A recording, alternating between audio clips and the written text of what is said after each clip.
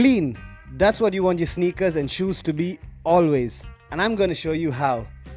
This is the Philips sneaker cleaner and it works like magic. It has 3 different kinds of heads to clean different kinds of shoes or sneakers. First one is for your soles and rubbers, the second for your mesh and canvas, and finally to shine your leathers. Now let's see this in action on my Stan Smiths after a night out at the club. First, I spray some cleaning liquid. In this case, I'm using the Jason Mark Premium Shoe Cleaner. Attach the soft head and we're set. Run it gently over the shoe and you can see that all the dirt is coming off. I gotta admit, this is pretty satisfying. So this is the dirty shoe and this is the clean shoe.